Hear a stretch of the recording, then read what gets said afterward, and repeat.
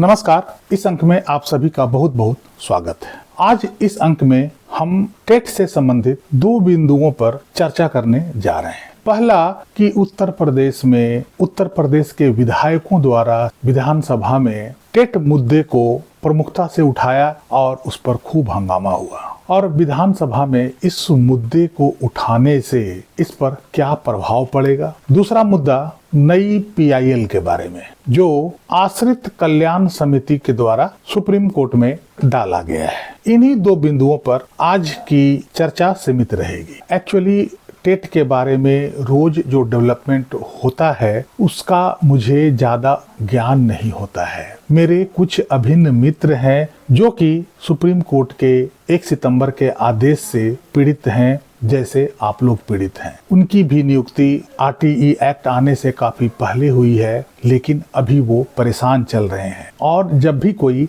New development होता है तो उनका लगातार फोन आने लगता है। उसके बाद मैं उसके बारे में रिसर्च करता हूँ, उनके साथ इस पर डिस्कशन करते हैं। उसी चर्चा को मैं आप लोगों तक पहुंचाता हूं, जिससे कि और भी जितने भी पीड़ित शिक्षक हैं उनको इस बात की जानकारी मिल सके। उन्हीं शिक्षक मित्रों द्वारा जो मुझे सूचना मिली कि ये दो नए डेवलपमेंट हैं, इसके बारे में रिसर्च करके बताइए, और उसी आधार पर उनसे डिस्कशन हुआ और आज मैं यह वीडियो बना रहा हूं ताकि आप लोग भी इससे अवगत हो सकें। हो सकता है कि इसके बारे में आप लोगों को पहले से भी सूचना मिली हो, लेकिन बहुत सारे शिक्षक मित्र ऐसे हैं जिन्हें मेरा वीडियो का इंतजार रहता है। शायद उन्हें मेरे ऊपर ज्यादा भरोसा दिखता है। सबसे पहले बात करते हैं उत्तर प्रदेश के विधायकों द्वारा विधानसभा में जो टेट को लेकर हंगामा हुआ, चर्चाएं हुई, उसका क्या असर पड़ने वाला है। विधानसभा और संसद चर्चा के लिए ही बना हुआ है और विधानसभा और संसद में जब किसी बात को लेकर, किसी मुद्दे को लेकर चर्चा होती है तो इसका मतलब ये होता है कि वो कोई प्रमुख मुद्दा है जो काफी लोगों को प्रभावित कर रहा है। और ऐसे ही मुद्दे जिनसे लाखों लोग प्रभावित होते हैं, जो राष्ट्रीय स्तर पर हो या राज्य स्तर पर हो, ऐसे ही मुद्दे विधानसभा और संसद में उठाए जाते हैं। इसका प्रभाव डायरेक्टली तो इस टेट कानून पर नहीं पड़ेगा, लेकिन किसी भी बिंदु पर विरोध होने का प्रभाव कहीं न कहीं पड़ता अवश्य है। जैसा कि आप लोगों ने देखा होगा कि अभी कुछ समय पहले अरावली पर्वत के संबंध में जो सुप्रीम कोर्ट का निर्णय आया था और उस पर लोगों ने जो विरोध जताया, उसके बाद उसमें परिवर्तन हुआ है। उस पर फिलहाल रोक लगा दी गई है। इसलिए ऐसे मुद्दे पर विरोध करना जो जनहित के विरुद्ध हो हमारा अधिकार है, हमारा कर्तव्य है। यह कोई जरूरी नहीं है कि यह विरोध विधानसभा में किया जा रहा है या नुक्कड़ पर किया जा रहा है या रामलीला मैदान में किया जा रहा है या जंतर मंतर में किया जा रहा है या संसद में किया जा रहा है। यदि देश के हर नुक्कड़ पर किसी बात को लेकर, किसी राष्ट्रीय मुद्दे को लेकर, किसी जनहित से जुड़ी समस्याओं को लेकर चर्चा होती है, उसका विरोध होता है, तो उसका भी प्रभाव आवश्यक रूप से पड़ता है। चूंकि यह एक सेंट्रल कानून है, केंद्र सरकार का कानून है, इसलिए डायरेक्टली इसका असर तो नहीं पड़ सकता है। विधानसभा जितना भी हंगामा कर ले, इस पर कोई कानून नहीं बना सकती है और शिक्षकों को राहत नहीं दिला सकती है, लेकिन विरोध करने और चर्चा करने का अधिकार तो हर विधानसभा को और संसद को है ही। और इस विरोध का असर राज्य सरकार पर पड़ेगी और राज्य सरकार का दबाव केंद्र सरकार पर पड़ेगी और इस तरह इनडायरेक्टली कहीं न कहीं सरकार को यह सोचने के लिए मजबूर करेगी कि शिक्षकों को इस आफत से कैसे निकाला जाए। सभी शिक्षकों को इसका विरोध अंतिम समय तक जारी रखना चाहिए। वो विरोध संवैधानिक तरीके से होना चाहिए, एक शिष्टता के साथ होना चाहिए, ना कि गैर संवैधानिक तरीके से और हिंसक रूप से। विरोध जितना प्रखर होगा, जितना मुखर होगा, उसका प्रभाव उतना ही दूर तलक जाएगा। इसलिए सभी लोग अपने अपने माध्यम से इसका विरोध अवश्य करें। अब रही दूसरी बात एक नई PIL के बारे में। उत्तर प्रदेश में एक शिक्षकों का संगठन है जिसे आश्रित कल्याण समिति कहते हैं। यह समिति मुख्य रूप से आश्रित कोटे में दिए जाने वाले शिक्षकों के हितों की सुरक्षा के लिए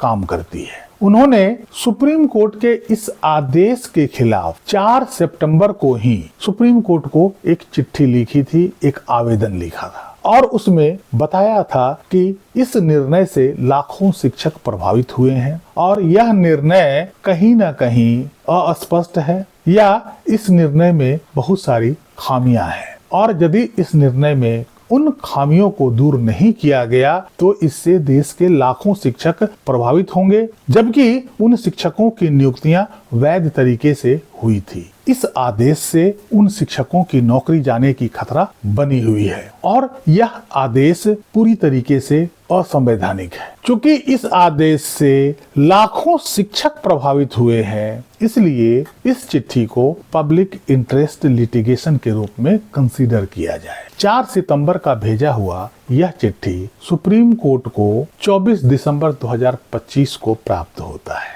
हो सकता है कि प्राप्त पहले हुआ हो, लेकिन सुप्रीम कोर्ट के सिस्टम में 24 दिसंबर 2025 का तारीख दिखाया जा रहा है, जिसमें सुप्रीम कोर्ट के साइट पर इसे रजिस्टर किया गया है।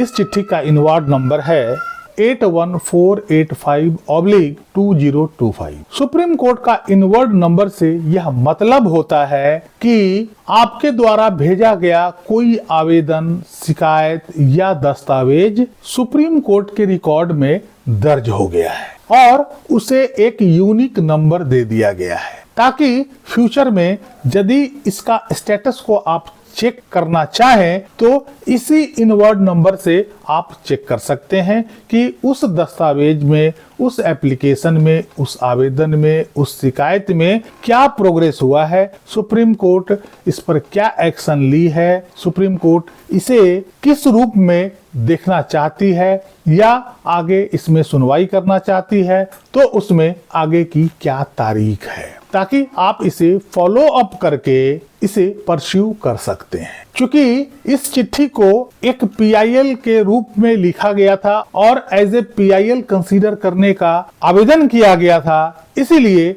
इस इनवार्ड नंबर के आगे SCI अर्थात supreme court of India /PIL (E) लिखा हुआ है, जिसका अर्थ यही हुआ कि इस आवेदन में कोई पर्सनल इशू का डिस्कशन नहीं किया गया है, किसी पर्सनल इशू पर यह नहीं लिखा गया है, यह जनहित के रूप में लिखा गया है, लोक कल्याण से यह संबंधित है, इसलिए इसे PIL के रूप में कंसीडर करने की बात कही गई है। लेकिन इसका अर्थ यह नहीं है कि उसे PIL के रूप में दर्ज कर लिया गया है या सुप्रीम कोर्ट PIL के रूप में इसे एक्सेप्ट कर ली है। इसका सिंपल यह अर्थ हुआ कि सुप्रीम कोर्ट के रिकॉर्ड में यह दर्ज हो गया। अब सुप्रीम कोर्ट आगे इस पर देखेगी कि इस चिट्ठी में जो बातें लिखी गई है वाकई में वो PIL के रूप में सुनने लायक है या नहीं है। जैसा कि आपको पता होगा कि इससे पहले सुप्रीम कोर्ट ने इसी मुद्दे पर एक PIL को PIL कंसीडर करने से मना कर दिया था। सुप्रीम कोर्ट का कहना था कि PIL के जो इंग्रेडिएंट्स होते हैं वो उसमें पूरा नहीं हो रहा था, उसके स्टैंडर्ड में वो फिट नहीं हो रहा था। अब आगे देखना होगा कि सुप्रीम कोर्ट इस आवेदन को PIL के रूप में कंसीडर करती है या नहीं करती है। इसलिए यह आवेदन अभी बिल्कुल इनिशियल स्टेज पे है और इसमें अभी कार्रवाई होने में बहुत वक्त लग सकता है, क्योंकि सुप्रीम कोर्ट में ऐसे आवेदनों की लंबी लिस्ट होती है, लंबी संख्या होती है, इसलिए इस पर कब तक सुनवाई हो पाएगी यह कहना बहुत कठिन है। और उससे बड़ी बात कि सुप्रीम कोर्ट इसे PIL के रूप में कंसीडर करती है या नहीं, यह अभी भविष्य के गर्त में है। बहुत सारे लोगों को ऐसा लग रहा होगा कि सुप्रीम कोर्ट